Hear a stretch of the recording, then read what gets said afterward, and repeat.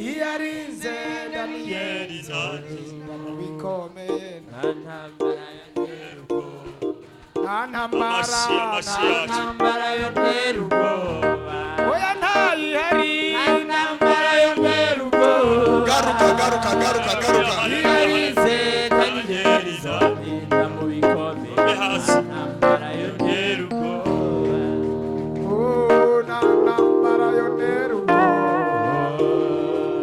Nta ntambara yantera ubwoba. Iyo abanye Daniyeli izotsinda mu bikomeye. Nta ntambara yantera ubwoba. Nta ntambara yantera ubwoba. Nta ntambara yantera ubwoba. Iyarize Daniyeli izotsinda mu bikomeye. Nta ntambara yantera ubwoba. Nta ntambara yantera ubwoba. Naho biba bikomeye. Nta ntambara yantera ubwoba. Iyarize Daniyeli izotsinda mu bikomeye. Nta ntambara yantera ubwoba. Adonai. Nta ntambara yantera ubwoba. Haleluya. Nta ntambara yantera ubwoba. Amina. Iyarize Daniyeli izotsinda mu bikomeye. Nta ntambara yantera ubwoba.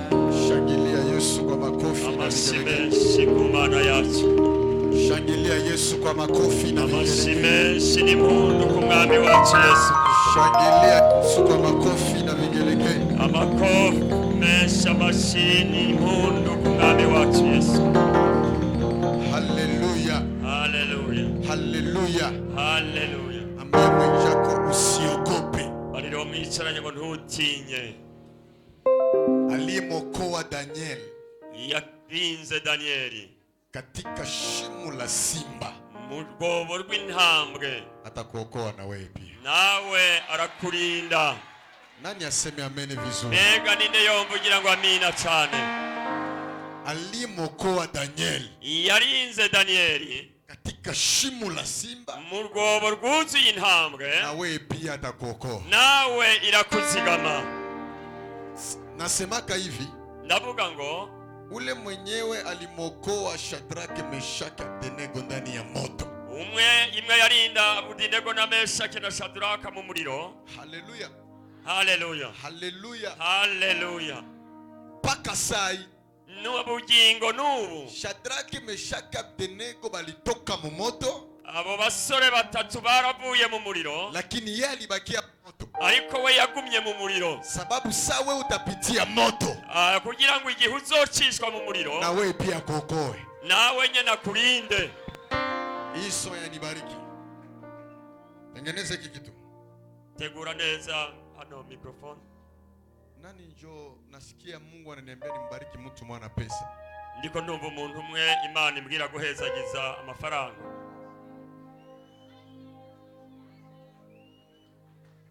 Hapana wewe kwanza, wewe ni bose ngo barayakeneye amafaranga, amanoti, pesa, amanoti, pesa.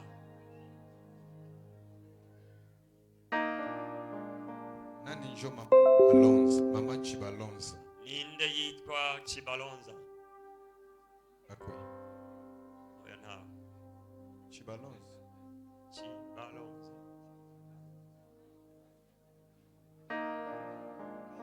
Bachibalonzi bakuye hapa, mimi peke naangalia mwenye Mungu ananiambia nimupe na Mungu. Bitwa ayo mazina ya Chibalonza baze hano, jewe ndaza kutoraniriza w'Imana yambariye. Mugaruke makuta ini mahela njo. Muze ningoga mwakire aya marundi.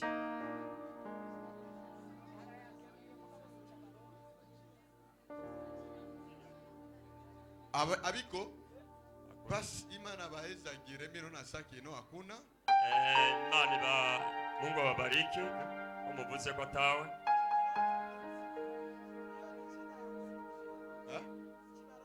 Chibalonzi.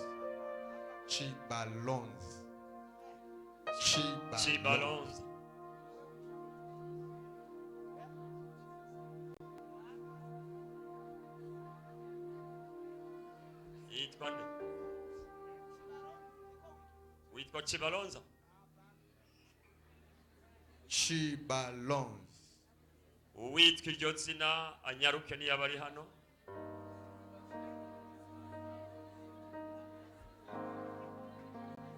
Aiko yeye. Oya suyo.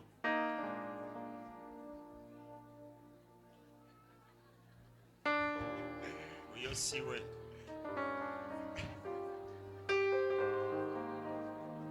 Naona leo kukuya.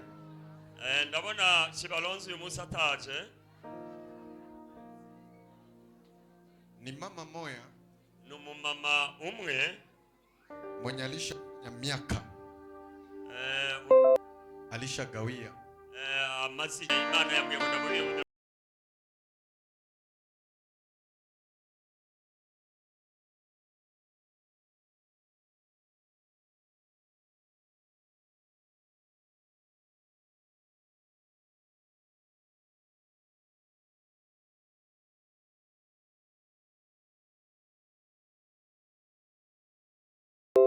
na kimwe kugira ngo byugurure amafaranga yiwe kandi n'urugendo rwiwe rwuguruke.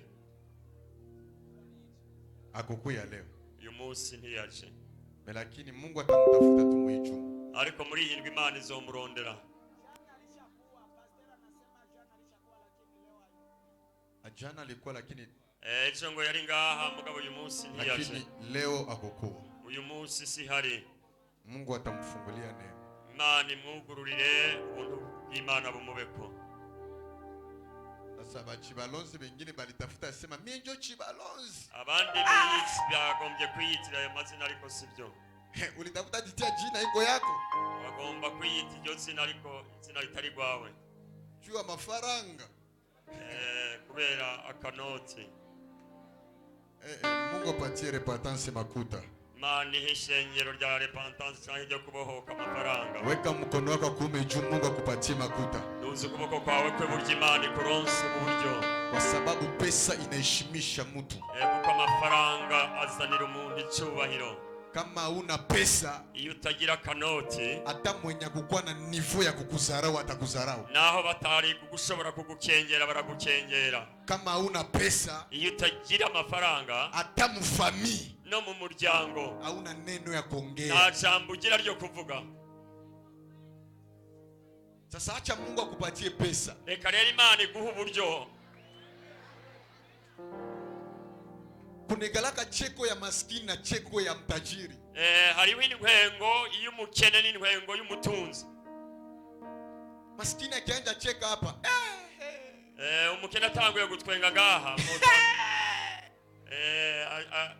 Ashira hejuru. Lakini mtajiri anacheka na cadence. Ariko umutunzi atwenga ibintu byo kwiyubaha. Akifika anakomanda katuna mkono. Ashitse yerekanisha urutoki gusa. Mulishatiele sima pale? Mbega mwamaze gushiraho isima hajya? Amuyatengeneza. Ari yani murahategura. Na inaishi? Kandi birahetse. Na naenda. Acha yisubira inyuma. Mungu akupatie pesa ukuwe menana are moya hivi. Imana iguha amafaranga kugira ngo uroranirwe. Tusome Biblia. Reka dusome ijambo ry'Imana. Soma hii Psalm 38. Niko naomba ya 2 volontaires et ya 3 volontaires banaume batatu. Ndakeneye imisori 3 ubitange. Imisori 3. 3 volontaires. Psalm 38. Imisori 3. Zaburi ya 38.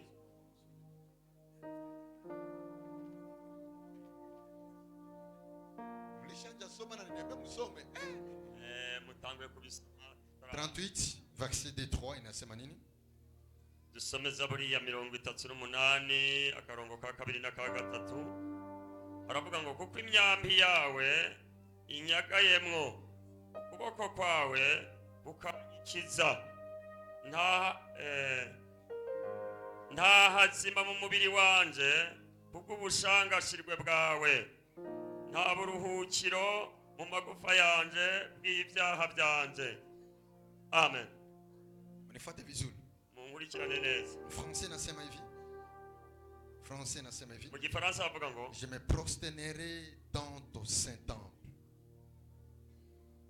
et je célébrerai ton nom. 138. Ulisoma njo 38. Ndio maana tatizo kutokusikia Kirundi. Ya gatoyi ihenze yavuze 38 ariko ni 138. Tuce muri Zaburi 138 kuri 2. 38 et 138. 138 kabiri haravuga ngo ndasenga ntumbereye mu rusengero rwawe rwera nshimira izina ryawe imbabazi zawe n'ukuri kwawe kuko washize hejuru ijambo ryawe n'izina ryawe kubirutisha ibindi byose. 3 haravuga ngo umunsi nagutakambiye ko waranyishuye undemesha mu gusubiza intege mu mutima wanje. Ishengero tuvuge ngo amina. Je me prosternerai dans ton saint temple et je célébrerai ton nom à cause de ta bonté et ta fidélité. Il y a 3 choses. Hari ibintu bitatu hano. Il y a la bonté. Hariho wereka ishengero. Bonté. Ubwiza. Bonté et fidélité. No kuba umwizigirwa. Alléluia. Amen. Unifuate vizuri. Munkurikirane neza. C'est psaume de David. Dawidi yayanditse. Anasema hivi. Yavuze Je ngo me prosternerai dans ton saint temple ndasenga ntumbereye urusengero rwawe et je célébrerai ton nom à cause de ta bonté nshimira izina ryawe imbabazi zawe n'ukuri kwawe et ta fidélité. n'ukuri kwawe Car ta renommée s'est accrue kuko washize hejuru ijambo ryawe pour l'accomplissement de tes promesses. n'izina ryawe kubirutisha ibindi byose. 3 inasema hivi. 3 haravuga ngo Les jours où je t'ai invoqué, umunsi nagutakambiye tu m'as exaucé. umunsi nagutakambiye ko waranyishuye Tu m'as rassuré. undemeshereza Tu as fortifié mon âme. gusubiza intege mu mutima wanje. Parole du Seigneur. Amen. Amen. Ijambo ry'Imana muryakire. Amen. Unifate vizuri. Nagomba munkurikirane neza. Unifate vizuri. Munkurikirane neza. Umwambie mwenzako hivi tena. Ubarire uwo mwicaranye kandi Usinitupe leo ntunte uyu munsi kwa sababu ningali nanuka mbuzi. kuko nuka impene. Oyafuata vizuri. Oya nturanyumva neza. Mwambie tena mwenzako hivi. Mubarire uwo mwicaranye Usinitupe leo uyu munsi ntunyirukane cyangwa ngo mpunge kwa sababu ningali nanuka mbuzi. kuko nginuka impene. Mwambie tena vile. Mubarire uko nyene. Tena mwambie hivi. Kandi mubarire ngo Baada ya ile harufu inyuma yako kanuko muna ufalme juu yangu. hari ubwami buri hejuru yanje. Kuna mtu aseme amen vizuri. Hari umuntu yomvugira ngo amina neza. Umwambie baada ya hii harufu Inyuma yuko kunuka nabi muna ufalme ndani yangu. hejuru yanje hari ubwami muri jewe. Kenye mimi nampenda Mungu. Rero ndakunda Imana. Mungu akisema mtembelee mwanadamu, Imana ivuze ngo iragendereye umwana w'umuntu, hapendake kujua uko nani. nigomba kumenya uriwe. Hapende kujua kama uko maskini, Nimenya kuri umukene kama unalalaka mukirago, cyangwa wifuka ikirago, lakini akideside akutembelee, ariko yifashe imigambi yo kukugendera. peu importe vile atakukuta, Uko izogusanga kose ntacyo biriko, atabadili historia ya maisha yako. ariko azohindura ubuzima bwawe. Sema amen vizuri. Mumvugire ngo amina cyane shengero. Hii chuma tuko nazungumza kuhusu temi, nasema baada ya kushindwa kwako Muri iyi ndwi turiko tuganira ngo inyuma yo kunanirwa kwawe kuna kitu ambacho Mungu anakuja fanya. hari ikindi Imana ije gukora. Baada ya kulia yako Inyuma yayo marira kuna kuna kicheko mpya yenye Mungu anakia kukupatia. hari iyindi ntwengo Imana ije kukumpera. Baada ya mateso yako, inyuma y'imibabaro, kuna furaha yenye Mungu anakia kukupatia. umunezero Imana ikuzaniye. Sasa siyaona mtu ambaye mwenye Mungu anakia weka furaha muwe angesema amene ya upako. Sinajunga umuntu Imana yashize mu munezero ngo amvugire ngo amina yejejwe. Acha nikwambie hivi. Reka ndakubarira iki kintu. Jana niliongea kuhusu madhabahu. Ejo hahise naganiriye ku bijyanye n'igicaniro. Nikasema kuna watu wengine, ndavuga ngo hari abandi bantu niko kanisani, bari mu isengero, lakini wamefungwa, ariko baboshwe, lakini wameshindwa, kandi bananiwe, kwa sababu kubera maorigine yao, inkomoko yabo iko na bareklame, iziguma zibahamagara. Njoni utaona mtu yuko mkanisa, iyo uzobona umuntu ari mu isengero anamuomba Imana, kandi asenga Imana, lakini mentalite yake, ariko ibyiyumviro byiwe ni ya mu village kwenye alitokea, ni bya hariya ruguru yo yacazananye. faso ya kuajiri yake, uburyo yifatamwo iko mvile, kandi yageze mu gisagara afanane vile, ariko ntasa n'igisagara, lakini anafanana kule, aracasa na baruguru. Madhabahu, igicaniro. Nikakwambia ava wewe ukue, narakubariye ngo imbere y'ukubaho kuko benye balitangulia kuwa, hari abandi bakwitangiye imbere, ava wewe ukue, imbere y'uko wewe ubaho, na bale balitangulia, kandi bariya bakwitangiye kuko masacrifice yenye balifanya, hari bimazi bagukoreye, na ile masacrifice, kandi ibyo bimazi kaleo, n'uyu munsi, kaleo, n'uyu munsi, paka leo, n'uyu munsi, ingali na reclamer famille yote. biracyariko birahamagara umuryango wose. Bwana Yesu asifiwe. Yesu ahabwe icyubahiro. Sasa nikakwambia hakuna ugombozi pasina sadaka. Ndakubarira ngo nta kubohoka atakimazi, Hakuna. cyanyishikana ntibibaho. Mtu asikudanganyake. Ntiyagira uzokubesha. Bakristo ya leo, abakristo b'uyu munsi banapendaka kanisa yenye bakienda, bakunda ishengero bajamwo, anaimba, aririmbe, anasirimba, agakora igisirimba, basi mulombe sadaka, ariko ntibamusaba ishikanwa. info bakilomba sadaka, iyo basabye ishikanwa anasema acha tangura kuvuga ngo ntiwumva, ni busy aba, aba n'abandi baratangwe bya bintu byabo, balishaanguka, aba baraguye. Mtumishi wa Mungu wala watu ya Mungu abastahili kupenda pesa, abantu b'Imana ntibakwiye gukunda amafaranga. aba ni batumishi ya siku za mwisho, aba nabo mu bakozi bo mu bihe by'iherezo. Wende ukamtafuta Abraham juu wa siku wa mbele kama atafufuka tena. Genda rero urondera Abrahamu urabe ko azuka uyu munsi. Haleluya. Haleluya. Kule kwetu Kongo ukisikia mtu anasema saa kumtolea Mungu, watu wanasema wanapiga mikono kwa sababu wanajua ndio saa ya kuinuliwa. Hakurya mu gihugu cya Kongo wumvise umuntu hagurutse ngo agiye gutangira Imana, abantu bakomera amashi ko baca babona ko agira shigwe hejuru. Banasema ndio sasa tunafika wakati ya baraka. Vuga ngo turinjiye mu gihe cy'umugisha. Bwana Yesu asifiwe. Yesu nashimwe. Lakini mimi napenda, ariko je ndakunda Mungu akupe pesa na ile pesa umutumikie nayo, kandi ayo mahera uciyazana aze gukorera Imana.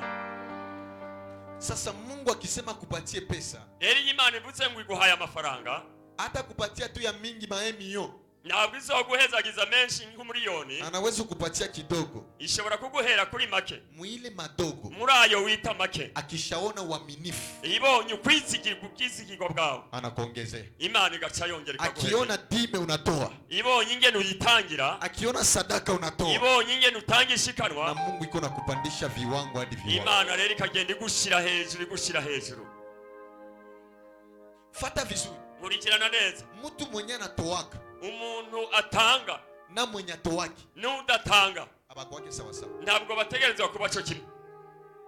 Mwenye anatoa, utanga, hata kama hayakuwa na makuta mingi, nubwo ataratunga menshi, lakini Mungu anampatiaka aspe ya pesa, ariko Imana iramuha ubwiza bw'amafaranga, anafanana makuta, agasana mahera mehana, ariko atayagira, lakini anafanana, ariko agasana amafaranga. Ile ni unapia kwamba atakuwa mtajiri. Ubwo n'ubuvugishwa yuko azoba umutunzi. Mefata mwenye atowaki, ariko rabo udatanga, utamona mtu anasamuka, ubona umuntu ariko arishira hejuru, mabubele ayiyagaza paka na ngozi, ubona n'umubiri warononekaye, inakuwa saa kwire, ugasanga yabaye urusato.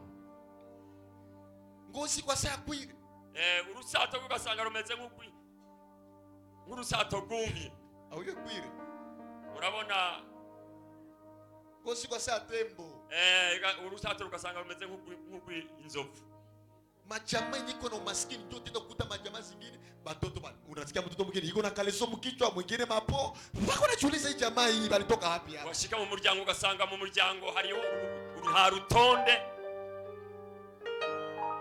mwingine utaona mtoto mwingine anaishatia po mkichwa ukaraba umwana ugasanga yafashe po yiwe niyo yagize inkofero mafi mukiwanja ugasanga urugo rwose rwuzuyemo amazira ntoki mwingine unatembea kaleso mu mukono undi ariko afise kaleso yiwe ayigendana mu ntoki mpaka unajiuliza hii jamaa hii ilitokea wapi ukiyumviriye umuryango umaskini lishaja ubukene bwaramaze gutaha uwo muryango. Bwana Yesu asifiwe. Yesu nashi. Lakini Mungu abadili historia ya maisha. Ariko Imana iguhindurira ubuzima bwawe. Unajua kila kutoa urazi gutanga kose ina gharama yake. Bigenda bijana n'ikiguzi na ina baraka yake. Kandi bibise n'umugisha wabyo. Na hii kutoa kandi kugutanga haikwake a l'exception. Kandi nizana impinduka mbi. Ni abashirika. Ubango ngo ibi ni iby'abakozi. Lakini pastor hawezi toa. Ariko umukozi w'Imana ngo ntakwiye gutanga. Oya. Hapana. Pastor kama uto wake umwungere datanga utakufa maskini nawe ukene buzokwizingira utatajirisha wengi kandi uzotungisha benshi.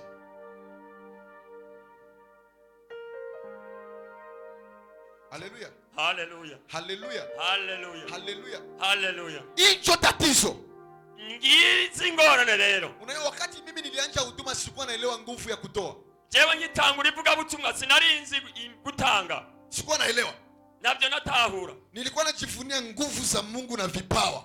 Nishimira ingabire z'Imana n'inkomezi z'Imana. Nafikiria hivi niko na Mungu. Ndavuga ngo konvisi Imana hivi niko tu na yeye.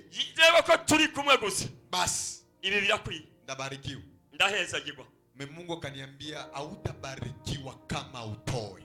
Imana iranyongorera irambwira ngo ntuzopfa uhezagiwe wewe udatanga. Hata kama nakujua. Nubwo je nakuzi. Hautabarikiwa kama utoi. Wewe udatanga ntushobora guhezagiwa. Mimi nikamwambia Mungu siku utanipatia pesa.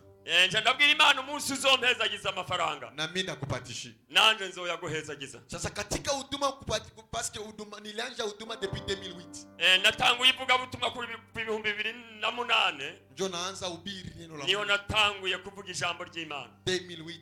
Mu 2008. Sasa kuanzia 2008. Kuva mu 2008. 2010. Gushika mu 2010. 11, 12, 13. Gushika mu 2013. 14. Gushika na 14.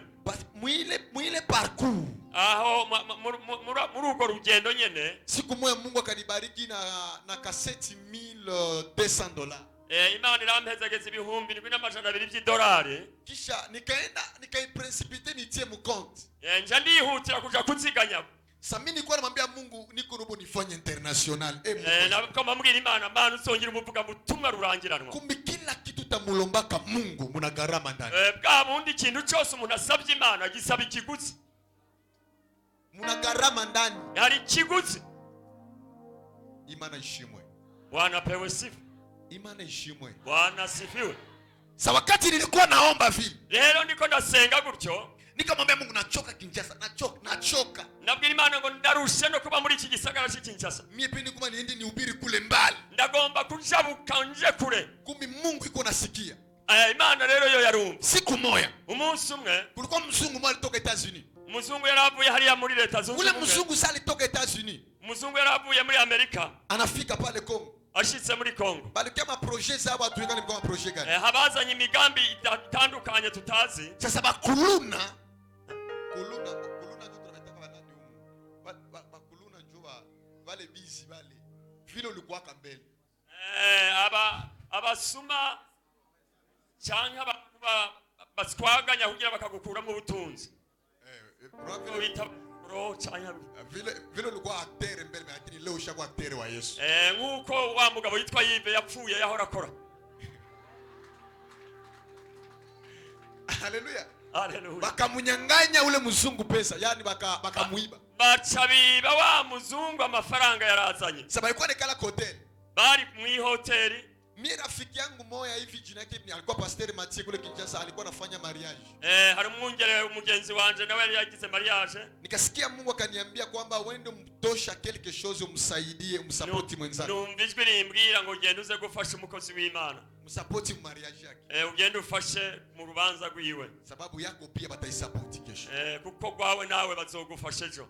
Ambia mwenzako ukipanda leo mema utavuna mema kesho. Uyo mwicaranye ngo niba bibi byiza uzokwimbura ibyiza. Bwana Yesu asifiwe. Yesu ashimwe. Wakati niko naenda mu bank nilibeba rafiki yangu moya. Twagiye tujanye n'umugenzi umwe tugiye muri banki. Naenda mnisema nitoshe $200. Ndajayo ngo nkureyo $200 200. Nikaona mzungu ule alikuwa anaongea maangleza yake kuliko naambia watu Etats-Unis kama msukumie pesa mu Western Union.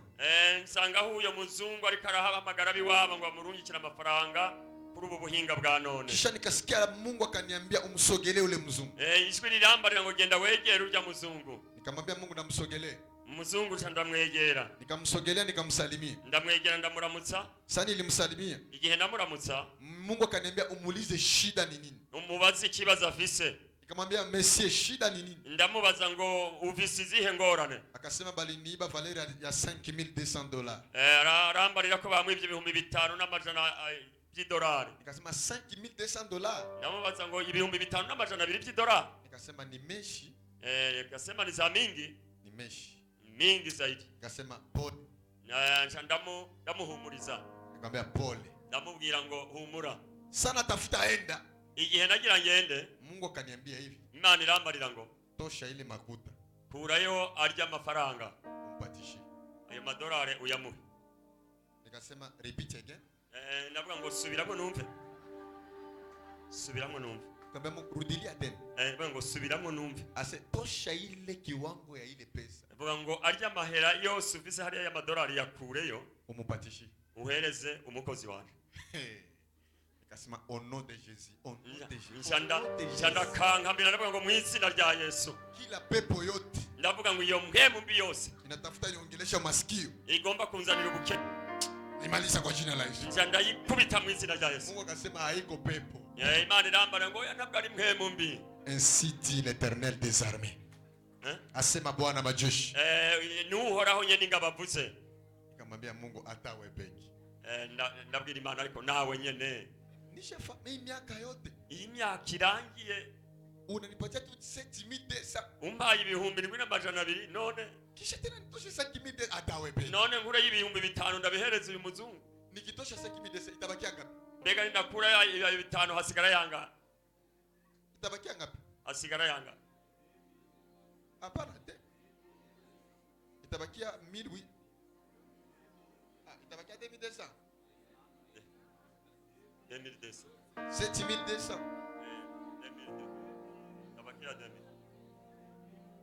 Tabakia 2000 Ah oui.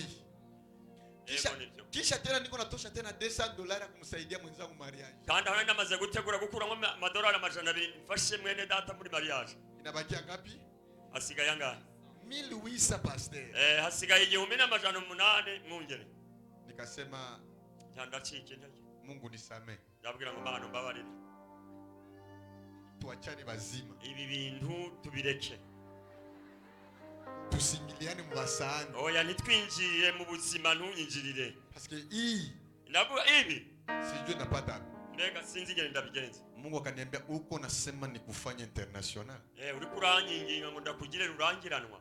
Kila kitu kitaji. Ikintu cyose ukeneye. Kama ujue nguvu ya kutoa sadaka. Utazi inkomezi zo gutanga ishikaro. Hautakifikia. Ntacho zoshika. Toa. Tanga. Mimi Mungu ndakuinua. Jewe nzogushira hejuru jewe Imana. Nikamwambia rafiki yangu ule pastor tulikuwa naye. Uwo mwungere twari kumwe ndamubarira. Mungu ananiambia hivi. Imana imbariye ngo nimupatishe ule mzungu 5200. Na uja mwungere ndamuhereza $5,500. Mwenzangu akasema oya. Nawe acaranshigikira arambira ngo ho ibyo ntibibaho. Ase ula iko Mungu. Aravuga iyo ntabwo ari Imana yakubariye. Tunajua Mungu anaongeaka na wewe. Turabizi Imana ko muvugana. Lakini ule ariko ubunyene haiko Mungu. Oyo si Imana ivuze. Nikamwambia unasema kweli. nani namuvuga ngo nivyo kasikia Mungu akanitombokea. numva ijwi ry'Imana rimvugira rivise Kama ukakatala kusikia binye nakwambia, nimba utagomba kumvira icyo ndakubarire utalia miaka uzorira imyaka na n'imyaka sitakufikisha viwango unataka. kandi sinzogushikana mu ngabire zose ushaka. Nika vile mimi nampendaka Mungu, kuko jewe nkunda Imana, mimi nampenda Mungu sana. genda kunda Imana cyane. Haleluya, haleluya, haleluya, haleluya. Mtu asikudanganya kwamba keno kwa Mungu hakuwezi toka millionaire. Mimi nakwambia masiku tuko naenda ba pasteur batakuwa ba millionaire ba milliardaire na mtumikia Mungu. Mu bakozi b'Imana nta bagwiza tunga bo haba. Iyo turiko turaja mu minsi iri imbere tuzoba turabagwiza tunga bakomeye. Tunakatala upako wa kumtumikia Mungu na maskini. Turanse kukorera Imana, umuntu akorera Imana akenye. Bwana Yesu asifiwe. Yesu nashimwe. Bwana Yesu asifiwe. Yesu ahabwe icyubahiro. Unifuate vizuri. Nagomba nkurikirane neza. Nikatosha ile na roho. Kandi ayo njenda yatanga n'umunezero nezerewe. Iko na luma. Na yatanze umutima ubabaye. Ndicuza nyene ndamuha. Ule mzungu. Uyo muzungu akashanga acarikanga kuona mtu abona umuntu beti wapata hivi umwana kiri muto pale, si ukua na mama ndevu yote ubwanwa ntibwari bwatsi yote hapa ilikuwa kabisa ubwanwa ntibwari bwabe bwinshi. Haleluya, haleluya. Akasema unanipatia hii pesa hii, arayitegeze ngo umpaye aya mafaranga kweli. Akashangala nawe biramutangaza, akaanza niuliza maswali mingi mingi, atangura kumbaza ibibazo bitari biki. Nikamwambia papa, namubwira ni mubyeyi wanjye, chukua pesa wewe akira, wakati si a changer a vie kuko ntarahindura ibyiyumviro byanje.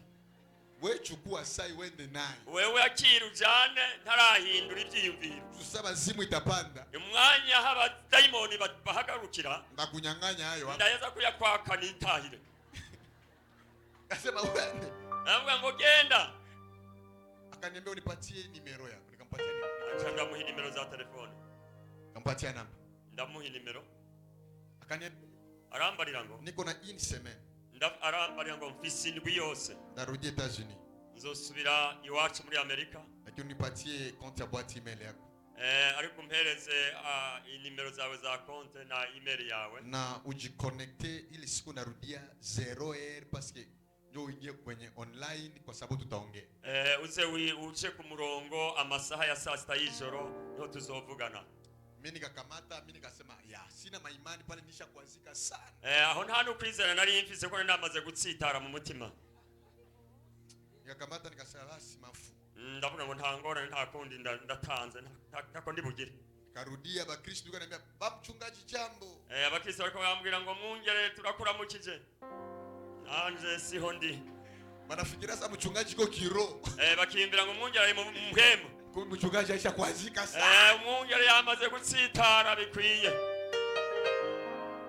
Kwa Mungu akikupenda, Imana igukunda anakulombaka sadaka yenye naluma roho. Agutwakishikanwa rya rindi rikomeretse umutima.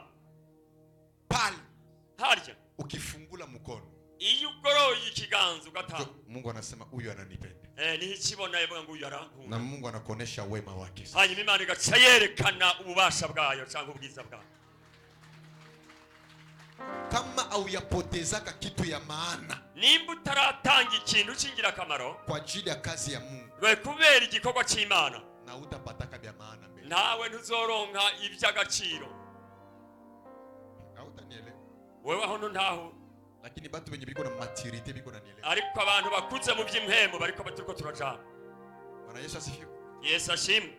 Lundi 0h nikajiconnecte. Ku munsi wa mbere isaha 6 z'ijoro akaniambia naona huko mtu wa Mungu. Arambarira ngo ndabona uri umukozi w'Imana. Sasa rero ule mzungu sali rudi Etats-Unis akaniambia ile lundi akasema hivi, mardi ndakutumia double ya pesa yenye ulinipatia. Ku munsi wa kabiri acarambarira ngo ndakurungikira ndayagwiza kabiri yayo wampaye.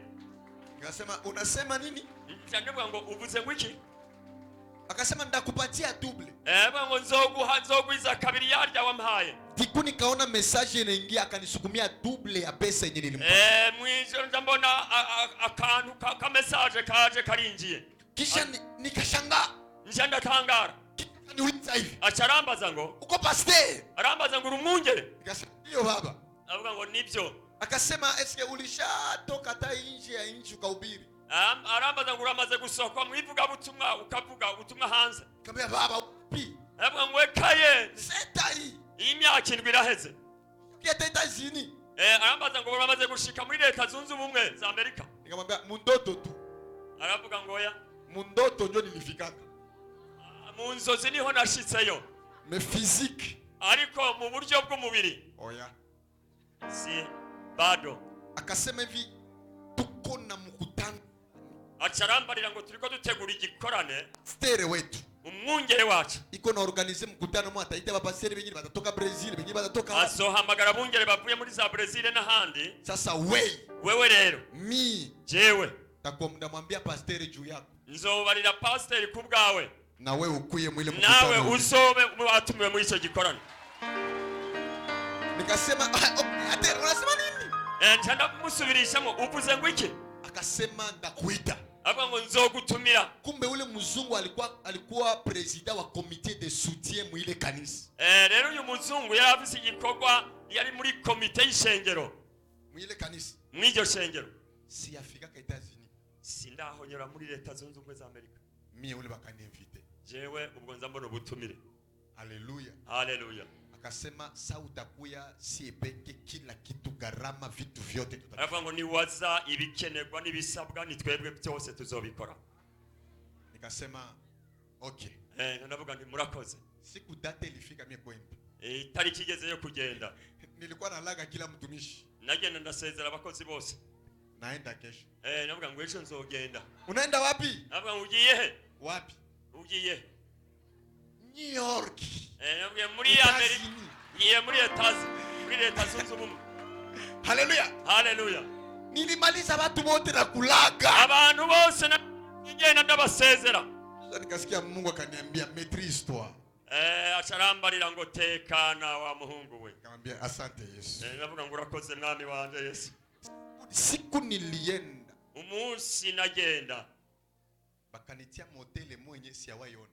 Banshikiza mu hoteli je ntari bwigere mbona kuva mba. Security ya ajabu.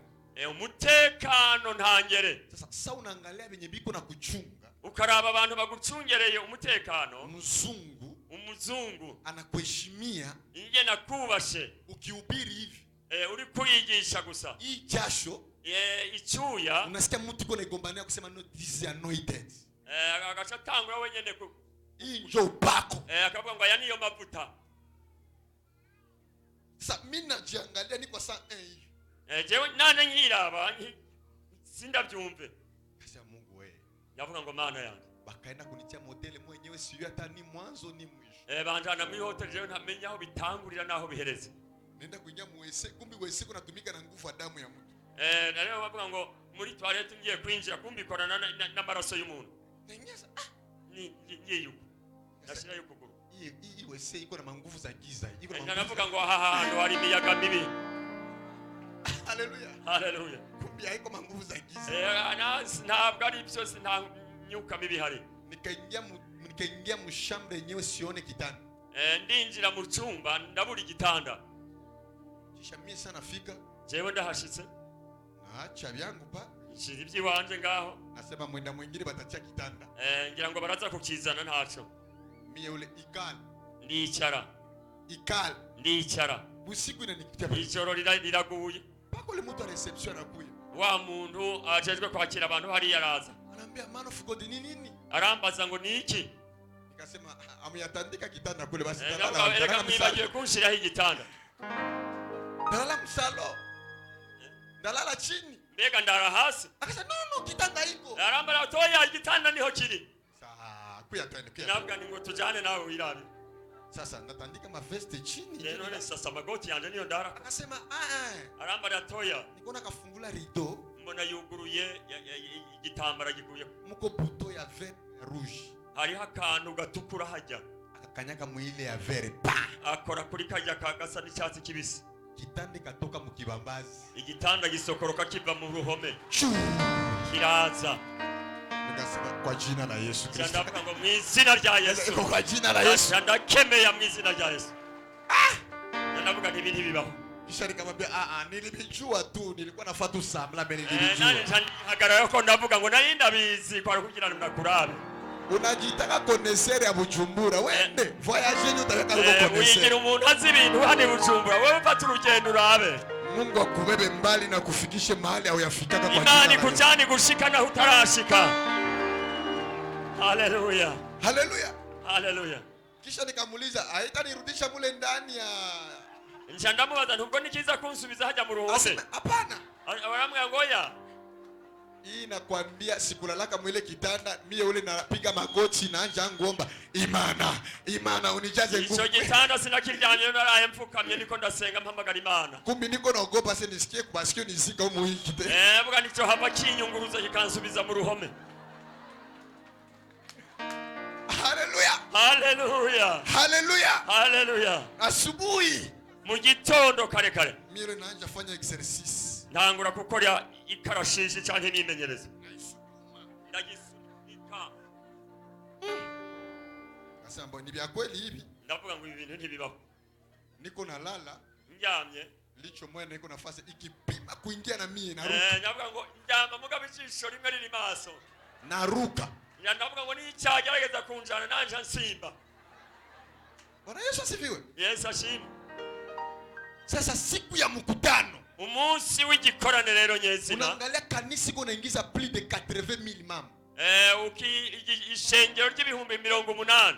Plus de 80,000 mama. Ibihumbi 80 birenga. Masabao inaweza kuwa repentance yote.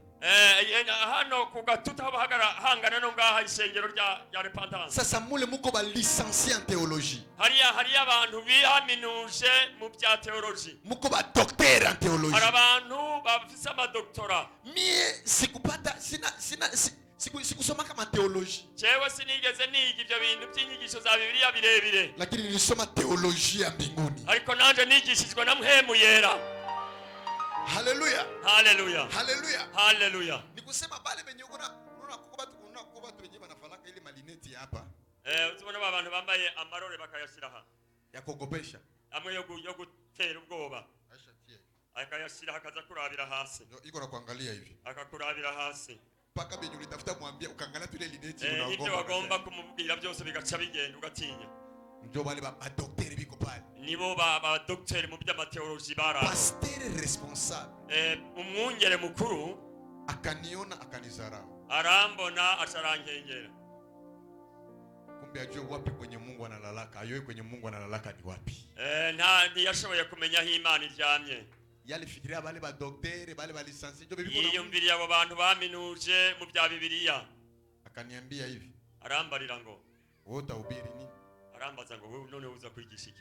Nikamwambia sijue. Nani ndamubwira ngo ntabyo nzi. Lakini yenye Mungu atanipa. Ariko ndavuga ngo ibishimani za kumpa. Ndahubiri. Nibyo nza kwigisha. Akasema aravuga ngo wewe utasalimia tu mkutano. Aravuga ngo wewe uraza kuramutsa ishengero gusa. Salimia tu mkutano. Wewe uramutsa ishengero gusa. Achia benye banajua. Rekera abo bantu baminuje muri ibyo bintu. Bafanye kazi. Bakugira bikorera igikorwa. Akasema sawa. Ndavuga ngo urakoze papa. Sawa. Ndavuga ngo urakoze papa. Mie muro nikasema mamfu. Mu mutima ndavuga ngo ntangorane. Hata sikubiri. Nubwo nto kwigisha. Nisha kanyaga itazi. Umugabo nakandagiye muri Amerika. Nta kibazo. Haleluya. Haleluya.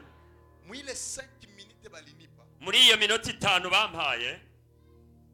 Ambe mwenja kuwa na Mungu ni kitu ya lazima umaisha. Biro mwicaranye ngo kugira Imana ni ngenzi cyane.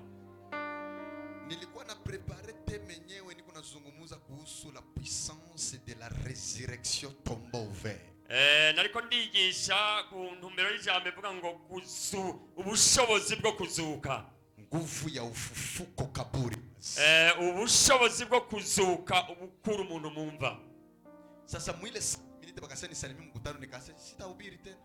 Navuga ngo muri iyo minota 5 reka ndamutse ishengero sinza kwigisha. Nikapita ndahaguruka nikaona kanisa, mbona ishengero naje mbona giteye ubwoba. ushaona watu kisha atateme na kupotea mkichwa, ukabona abantu hanyuma ibyo wari wateguye bikazimire, potea mkichwa, byose bikapotera bikazimangana. haleluya, haleluya. nikajiangalia njandiraba nikasema Mungu ni mkubwa kabisa, ndavuga ngo Imana yakira hamba, nasimama mbele hapa mpagaze imbere y'ubu bwoko bw'Imana bungana gutya, kisha nikasikia Mungu ameniambia hivi, numva Imana irampumurije imbarira ngo usiogope, ntutinye, hii mkutano, iki gikorane, hii mkutano iki gikorane itakuwa yako. iki ni rwawe. Nikamwambia yangu na bananipatia 5 minutes, gwanje nahawe iminota 5.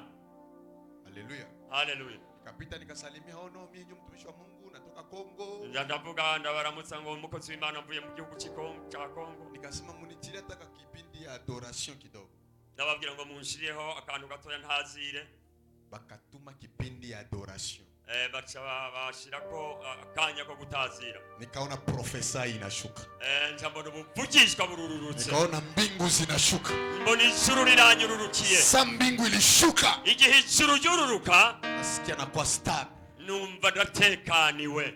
wote nakuwa nabaona ni bapeti, babandi bose ntangura kubona ari abana mu bitagakiza. kisha Mungu akanifungula macho, Imana ikinyugurura amaso y'imhemu, nikamwona pasteur responsable, njambona umwungere mukuru mwenye ile kanisa uwarongoye iryo shengero iko na cancer du sang, asanga afise indwara ya kanseri yo mu maraso. anaendaka kila ini semene baenda kumtosha damu, buri ndwi bagenda kumuvoma amaraso. kisha hanyuma Mungu ameniambia hivi, Imana irambarira ngo ukimombea sai na ile sala atapona na tashuhudia. arambara ngo akakanya ni wamurambika kw'ibiganza kandi acakira. Wakati macho ilifunguka, igihe amaso yuguruka y'imhemu, wakati macho ilifunguka, amaso y'imhemu yugurutse, nikaona paka na pumo vile kuna piga, ndabona n'ingene mahaha yiwe ingene atera. nikamwambia pasteur responsable, njambarira umwungere mukuru, ke naona uko na cancer, ndamubarira ngo mbonye ufise indwara ya kanseri. akasema yes man of God, niko na cancer. aravuga ngo n'ivy'ukuri ndayifise. Nikasikia Mungu ameniambia utapona sai. numvise ijwi ry'Imana rimbwira ko ubunyene ugiye gukira, ubunyene ugiye gukira. Nikasema be healed in the name of Jesus. ndamusengera ndavuga ngo mu izina rya Yesu. Akaanguka chini, aca aratemba hasi, kusimama sali simama, ahagurutse abyutse. heureusement mule mukanisa mulikuwa ba docteur, aho nyene mu bishengero hari abaganga, bakampima pasteur, baca bapima umwungere. cancer ilihama zamani, kanseri yahunze, cancer ilihama zamani, yahunze pale aho nyene. pasteur akaniambia hivi, umwungere arambarira ngo hii semene yote arambarira ngo iyindwi yose ni yako, ubiri iwe uzokwigisha, ubiri habari njema. igisha inkuru nziza. Nikahubiri habari njema, cyandigisha ubutumwa bwiza bw'ubwami. baada ya kumaliza, imejeje kwigisha, ilikuwa wakati niko naongea, hari igihe nariko ndavuga, balisansi bakasema mumwache aongee, sie tutaandika benyeko naongea. bari abantu baminuje baravuga ngo nimumureke yigishe, twe turiko turandika. Mungu akaweka sagesse yenye iko très profond, Imana ishira ku bwiza bwayo ubwenge budasanzwe, ufungulivu ikatembea. kubohoka biragenda. Nilitokaka balinipatia medaille ya donc nsohotse bampaye ikidari. haleluya, haleluya, haleluya, haleluya. mwenye kwa nimeishapea, biranhakaranye gatoye murantu. nilihubiri, narigishije, kabarikiwa. ndahezagirwa. Baada ya kumaliza mkutano, ndangije igikorane, kila pastor akasema unipatie namba yako. buri mwungere wese akarwanira kwakira nimero yanje. Mwingine sasa ndako invite Brazil. Uwundi aravuga ngo nzogutumira muri Brazil. A partir ya pale, kuva icyo gihe 188 pays kafunguka musiku moja. ibihugu 180 bica biruguruka ku munsi umwe. Ambia mwenzako usiogope, bariro mwicaranye ngo ntutinye, Mungu atakubeba mbali kupita. Imana izogushikana kure kubw'amavuta yayo. Sema amen. Shengero tuvuge ngo amina. Vile unasimama unakia toa sadaka na Mungu afungule njia yako. Uko nyene uhagurutse utangira Imana yugurura amarembo y'umugisha. Niko natabiri kama mtumishi wa Mungu, niko ndatura mvugishwa nk'umukozi w'Imana. Mungu abebe maisha yako mbali, abebe maisha yako mbali zaidi. Imana izigushikane kure mu byizerwa n'ubuzima bwawe. Sema amen zaidi. Vuga ngo amina cyane shengero. namalizia hapa sababu nasikia pale mnaanza niita. Ndagejeje ngaha kuko mumpamagaye. Alléluia. Amen. Alléluia. Amen. La bonté Ubuntu fidélité. n'ubwizigirwa. Biblia inasema hivi. Ijambo ry'Imana Bibiliya rivuga ngo Bonté de Dieu. Ubwiza bw'Imana. Et fidélité. N'ubwizigirwa bwayo. La bonté, ubuntu bw'Imana, c'est la promesse de Dieu. n'amasezerano y'Imana. Alléluia. Haleluya. Ni promesse ya Mungu. N'amasezerano y'Imana. Vile uko nasimama kutoa na vile Mungu anafungula maisha yako. Uko urahaguruka utanga niko Imana iri kirugurura ubuzima bwawe. Na Mungu kunabadili maisha yako. Kandi Imana iri kirahindura ubuzima bwawe. La bonté de Dieu, c'est le plan merveilleux de Dieu envers nous. Ubuntu bw'Imana ni migambi y'Imana myiza ku buzima bwacu. Deuxième des choses, ikigira kabiri, c'est l'amour de Dieu n'urukundo rw'Imana dans les péchés. Mu cyaha. Alléluia. Haleluya. Aïe. Ni mu nyumba. Et fidélité. Kandi n'ubwizigirwa. Fidélité, c'est lorsque Dieu accomplit sa promesse. Ni igihe Imana ishikije ibyo yasezeranye. Alléluia. Haleluya. Kwa sababu bonte inaonesha ahadi. Kuko ubuntu bwerekana isezerano. Upendo wa Mungu anakupatia ahadi. Urukundo rw'Imana rutwereka amasezerano. Mais lakini fidélité ni wakati yenye Mungu anatimiza promesse. Ariko yo kubwizigirwa bw'Imana ni igihe Imana ishikije ibyo yagusezeraniye. Na mimi natabiri asubuhi leo Mungu atimize kila promesse alikuahidia. Natura ngo Imana icyo yakuvuze ko cyose yagusezeraniye ikishitse. Amen yako please, sadaka inafanya Mungu afanye. Amina yawe nishikanwa utanze bizanye tumyijuru ryuguruka. Mungu anasema hivi. Imana ivuze hii bonté et fidélité.